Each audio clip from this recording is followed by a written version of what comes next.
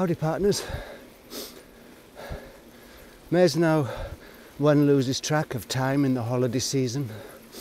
Is it Saturday, Sunday, Wednesday or Thursday? Who knows? I have it on good account that today's Sunday. And on Sundays, we take out the bicycle for a ride, as always. Even though we went on Wednesday,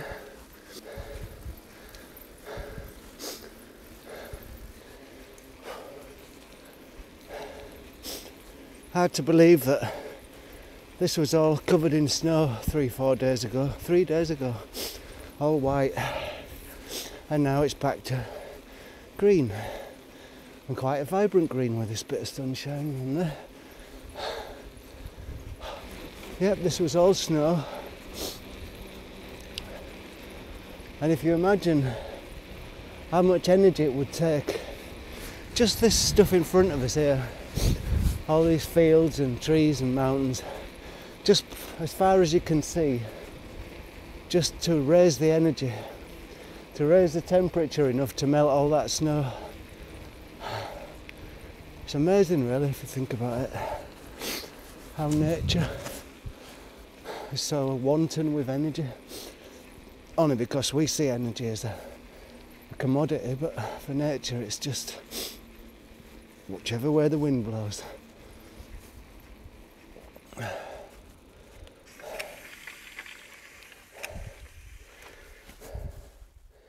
Lovely day. Now I can't decide where to go today, but we'll just keep riding because it's so nice. Quite mild, about 7 degrees air temperature. It feels much warmer in the sun.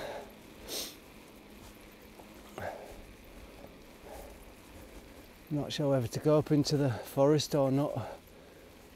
I always say that though. But it looks a bit cloudy over there. But the forecast said it's going to be getting even better today. Totally blue sky later.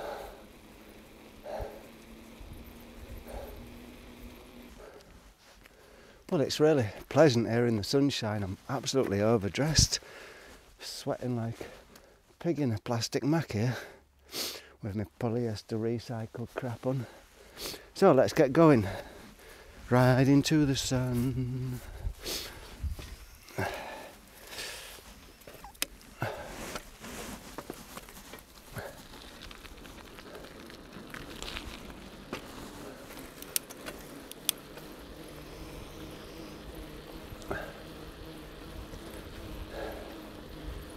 Yes, all that energy used up to warm up the land. And in a few days the next wave comes and cools down and warms up. I was thinking about that energy from the sun when I woke up this morning, and your eyes just flick open when it gets light, and it's quite funny if you think about it, people going to sleep at night. As soon as the energy source gets turned off, we all put our heads under our wings like chickens and go to sleep till it gets light again.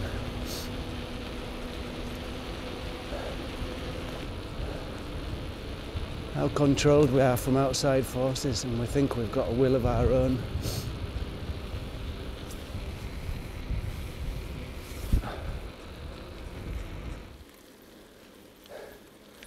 I was looking out in the garden this morning after I woke up. I was looking down at the greenhouse and it was all green again, all the snow was gone. And wondering if it was going to be like last year, with lots of pests, lots of ants, lots of aphids. And you look at it and you see nature isn't bothered what comes forth. You might say this year we're going to have loads of life in the form of midges or ants or lice, and another year nature will say this year we're going to have a multitude of life forms in the form of prize vegetables. It's all this latent stuff waiting to come into existence. Maybe that's why gardening's so wonderful. Or is it nature?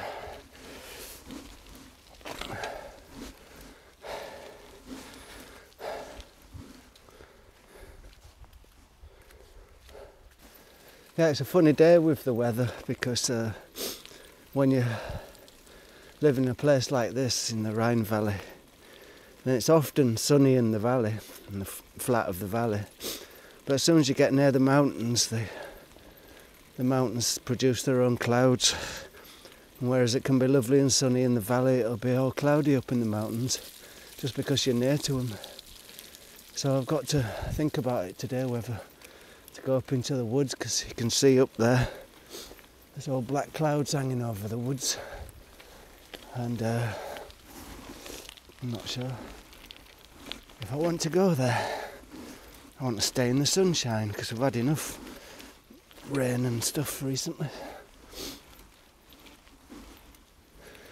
So you might be thinking, has this guy got nothing better to do than go on bike rides and blabber to himself?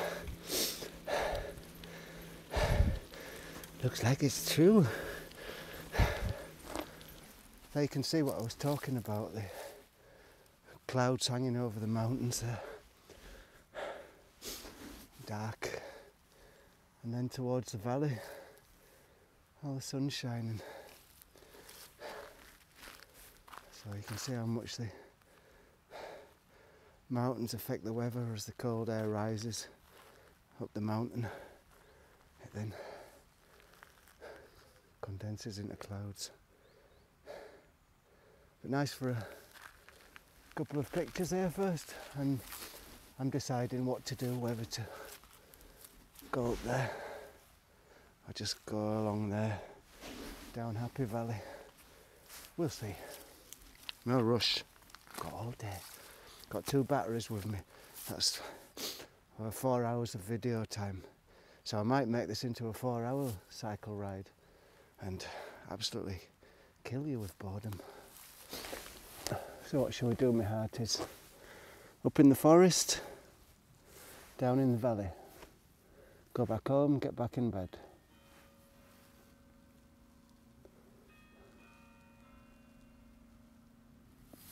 In the forest. So I managed to fix me this thing, GoPro holder on the down frame, and I fixed it even stronger now, so it should be rock solid, the view, without any vibration at all. I was reading in an article in The Guardian this morning, and it was about teachers, nursery school teachers, brought on board to spy on the toddlers, spy on the children, and report to the government if any of the children in preschool or kindergarten showing terrorist tendencies.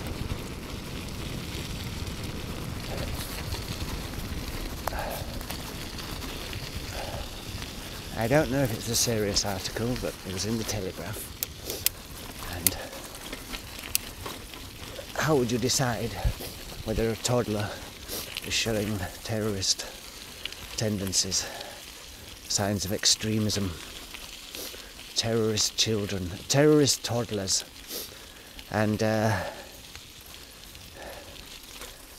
how can even the concept of terrorist be put together with the word toddler?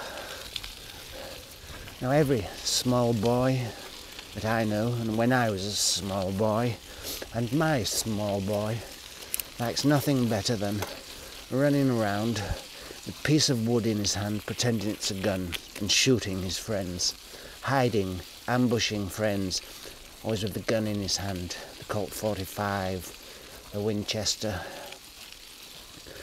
And what makes him a terrorist? If he's got a toy AK-47, does that make him a terrorist or not?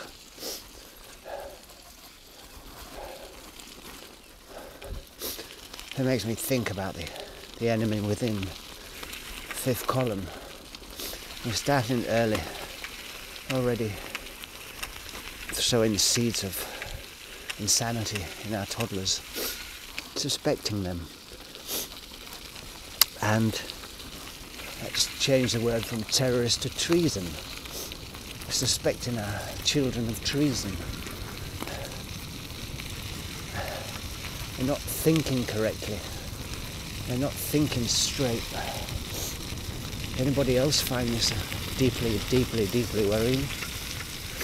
One of the reasons I left England was from being... I was told to get on my bike by Norman Tebbit, and I did. I went down to Greece and I was working very hard picking oranges. And after 1 year I came back to England and I was strip searched at the border as a suspected IRA terrorist, and it never left me, and I never thought I want to live in this country again, so I moved out.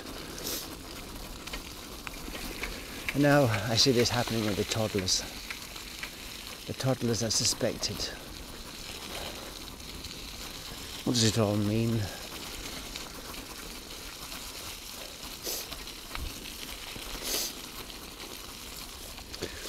And I joined Flickr because I wanted to put up a few photographs on Flickr. And I was looking on there, and you put a photograph on Flickr, and today's modern cameras, they don't just make a photograph. There's a whole host of information, XIL files. You can look at them on Flickr. It tells you what time the picture was taken, which camera was used, what software was used, when the software was bought, when the camera was bought, when the serial number of the camera, the lens, everything is recorded, and it's quite overwhelming if you think about it. And I'm thinking about these little toddlers being spied upon as potential terrorists. Would it just be the little Pakistani toddler? Or would the little English toddler be also under suspicion?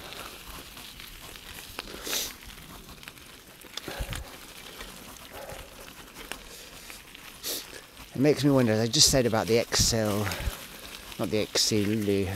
the Flickr, loading up to Flickr and all this information on everybody. And if you've got an iPhone and you constantly being monitored, and makes you wonder what kind of a world today's toddlers will be growing up in. From nursery school onward, they're suspected as terrorists. Every move they make, their favourite toys, their Game Boys, their Nintendos, every single toy is an innocuous form of information collection on them.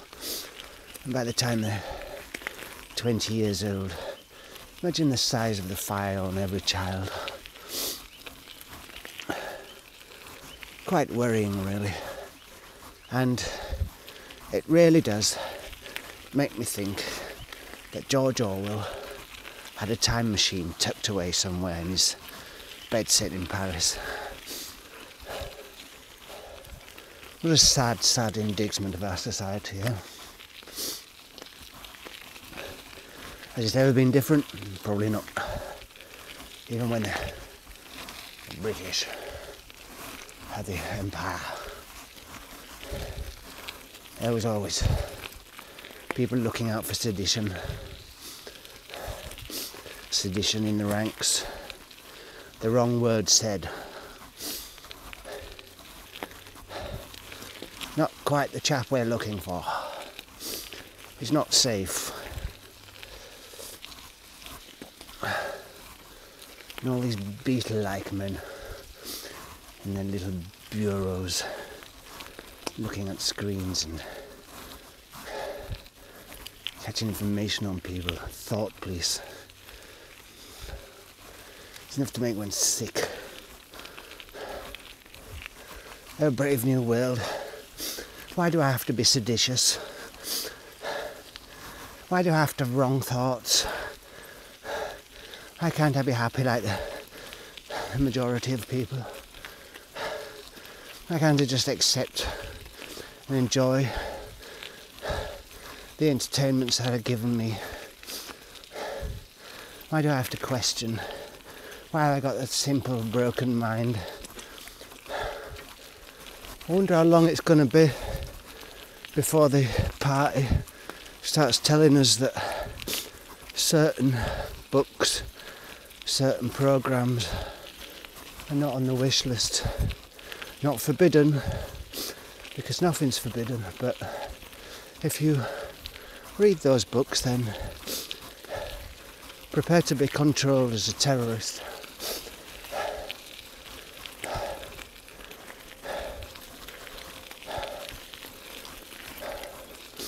When I think of our granddads, both of them fighting in Second World War against the Nazis, and this is what we've come to. Bloody fascist society. You what? There's going to be hell to pay for this. So what happened to the lovely sunny weather? Here we are, on top of the hill, up in the clouds nearly. And shall we go up that damn tower again? That damn tower you've seen so often.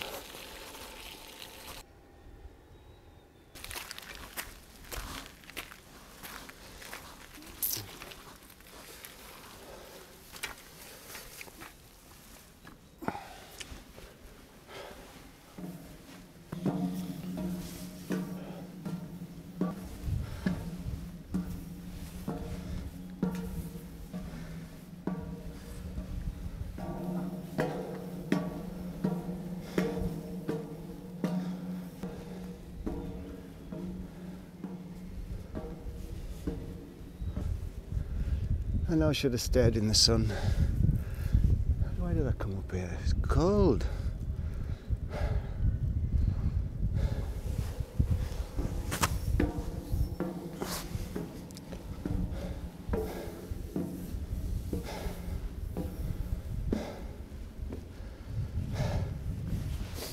So, as you can see here, I am, I don't know how high up I am, 500 metres, 600 metres.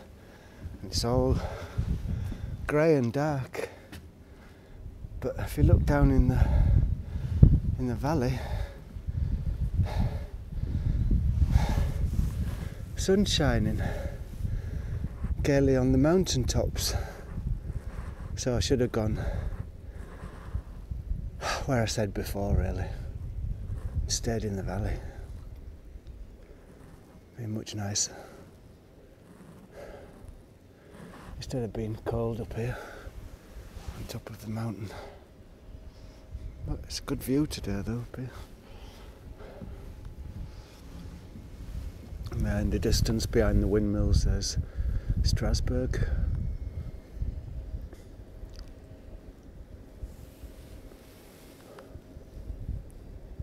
That's my village down there. You can see it with this camera. Super clear today. So we'll take a few pictures, and I think the sun will come out here eventually too, but all them black clouds have got to go